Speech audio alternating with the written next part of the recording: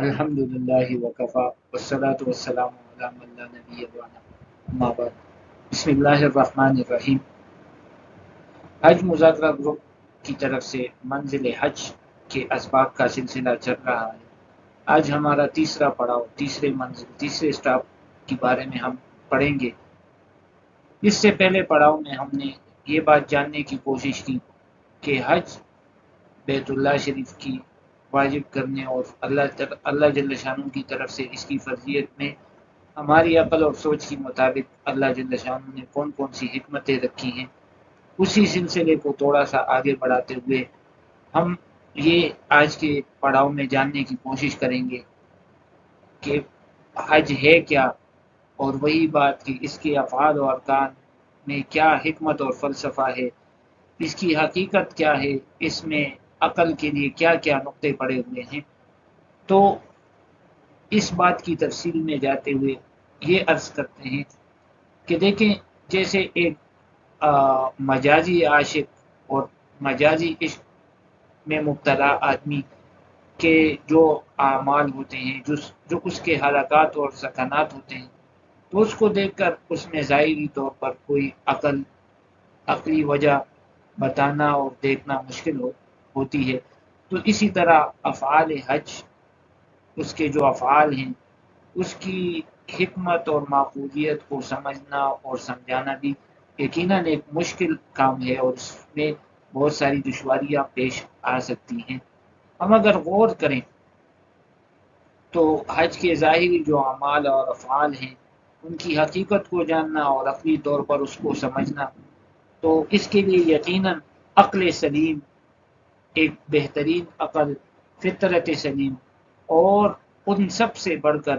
عشق حقیقی کا جذبہ، بالکل صادق جذبہ، یہ ہونا ایک بنیادی شرط ہے۔ دیکھیں، ہم سب سے پہلے منزل پر، جیسے پچھلے پڑاؤ میں بھی ہم نے پڑھا کہ حاجی اپنے آپ کو، اپنے حلیے کو، اپنے لباس کو بالکل فراموش کر کے، بلا کر اس راہ کی مشقتوں کو، مشکلوں کو، صعوبتوں کو، سب کو بلا کر اپنے حقیقی پروردگار، محبوب حقیقی کی یاد اور ذکر کے ساتھ، اور اس کی زیارت اور ملاقات کے جذبے سے لبریز ہو کر عاشقانہ اور والہانہ طور پر اللہ جل شانہ کی دربار میں حاضری کے لیے بڑھتا چلا جاتا ہے۔ اس کے دل میں بس ایک ہی جذبہ ہوتا ہے کہ میں اللہ جل شانہ کے گھر میں حاضر ہو جاؤں، اور اس کی تمام حصی حرکات، اس کی تمام قلبی کیفیات، وہ ساری کی ساری بیت اللہ شریف کی تجلیات کی طرف متوجہ ہو جاتی ہیں، اور وہ 100% اسی طرف متوجہ ہوتا ہے۔ اسی طرح ہم دیکھیں کہ اللہ جل شانہ بھی چاہتے ہیں کہ یہ میرا بندہ جو حج کے لیے آ رہا ہے، تو یہ حقیقی عاشق اور محب بن کر آئے۔ تو ایسا ایک نظام عطا فرمایا کہ عام حالات میں مسلمانوں کے لیے جو چیزیں حلال ہوتی ہیں، اللہ تعالیٰ نے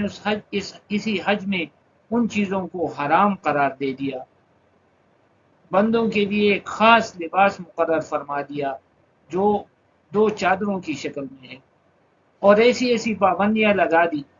کہ ان کا ماننا یقیناً ایک حقیقی عاشق کے لیے جو اللہ جل شانہ کی محبت سے اس کا دل لبریز ہو، ایسے آدمی کے علاوہ کسی اور کے لیے ان کا ماننا ممکن نہیں ہے۔ ہم غور کریں تو دیکھیں، بندہ احرام باندھتا ہے، اس پر سلا ہوا کپڑا حرام، خوشبو لگانا حرام، بال کاٹنا حرام، ناخن کاٹنا حرام، یہاں تک کہ نکاح کی وجہ سے اللہ جل شانہ نے اس کے لیے جو بیوی محترمہ کو جائز قرار دیا اور ان کی خواہشات کی تکمیل کو جائز قرار دیا، حالت احرام میں اللہ جل شانہ نے اس کو بھی حرام قرار دے دیا۔ تو یہ ساری باتیں اسی طرف اشارہ کر رہی ہیں کہ حج حقیقت میں ایک حقیقی عاشق کی عبادت ہے۔ اس کے علاوہ آپ دیکھیں، ایام حج میں حاجی کبھی مینا میں جا رہا ہے، ایئر کنڈیشن کمرے، رہائشیں، سب کچھ چھوڑ کر مینا کے خیموں میں جا کر رہائش پذیر ہے، وہاں کی مشقتوں کو برداشت کر رہا ہے۔ کبھی لق و دق صحرا میدان عرفات میں وقوف کر رہا ہے، کبھی کھلے آسمان تلے مزدلفہ میں قیام کر رہا ہے، پھر مینا آ کر ایک پلر سے بنے ہوئے ہیں، ستون سے بنے ہوئے ہیں، عقل نہیں مانتی لیکن آ کر اس کو کنکر مار رہا ہے۔ کبھی وہ نمازی جو ایک وقت کی نماز کو چھوڑنے کا روادار نہیں، اس کو حکم دیا جا رہا ہے کہ عرفات میں ظہر اور عصر کو اکٹھے ادا کرو، مزدلفہ میں مغرب اور عشاء کو اکٹھے ادا کرو، وہ سر تسلیم ختم کر دیتا ہے۔ اسے کبھی بیت اللہ شریف کے طواف کے وقت حکم دیا جا رہا ہے کہ پہلوانوں کی طرح اکڑ اکڑ کر چلو، کبھی حکم دیا جا رہا ہے کہ نہیں، آرام سے چلو، درمیانی چال سے چلو۔ کبھی وہ حجر اسود کو بوسہ دے رہا ہے، کبھی ملتزم سے چمٹ رہا ہے، کبھی صفا مروہ کے درمیان سبز لائٹوں کے درمیان نیلین اخضرین کے درمیان دوڑ رہا ہے۔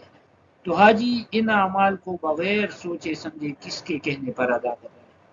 اور وہ کیا چیز ہے جو حاجیوں کو یہ افعال ادا کرنے پر مجبور کر رہا ہے؟ تو یقیناً آپ بھی کہیں گے اور ہم سب کہیں گے کہ یہ صرف اور صرف اس اللہ کی محبت ہے، اور اس اللہ کی یہ ایک جذبہ ہے کہ جب یہاں پر اللہ کے لیے آئے، جس لباس میں آئے جو اس نے متعین کیا، ان قوانین کو مانا جو اس نے لاگو کیا، تو حاجی ان قوانین کو بخوشی مانتا ہے اور بآواز بلند کہتا ہے لبیک اللہم لبیک، اے اللہ میں حاضر ہوں، دل سے بھی، جان سے بھی، مال سے بھی، ہر اعتبار سے اے اللہ آپ نے توفیق دی اور میں آپ کے سامنے حاضر ہوا۔ یقیناً یہ ایک عاشقانہ عبادت ہے۔ جیسے ایک عربی شاعر کہتا ہے کہ میں جب محبوب کی گلیوں سے گزرتا ہوں تو کبھی اس دیوار کو چومتا ہوں، کبھی اس دیوار کو چومتا ہوں، کبھی اس گلی میں سر پر خاک ڈالتے ہوئے پھر رہا ہوں، کبھی اس گلی میں۔ اور وہ عاشق کہتا ہے کہ ان در و دیوار کی محبت نے میرے دل کو مجبور نہیں کیا، بلکہ ان گھروں میں رہنے والے جو لوگ تھے ان کی محبت نے مجھے یہ کرنے پر مجبور کیا۔ تو یقیناً ایک حاجی بھی سچا عاشق بن کر انہی در و دیواروں کو چھومتا ہے اور ان کے ارد گرد دیوانہ وار گھومتا اور پھرتا ہے۔ تو ثابت ہوا کہ یقیناً حج ایک عاشقانہ عبادت ہے، اور وہی شخص اس کو کما حقہ ادا کر سکتا ہے جس کے دل میں اللہ جل شانہ کی سچی محبت ہو۔ اللہ جل شانہ کی ذات سے دعا ہے کہ اللہ مجھے اور آپ سب کو اپنے ذات کی سچی اور پکی محبت نصیب فرمائے۔ وآخر دعوانا الحمدللہ رب العالمین۔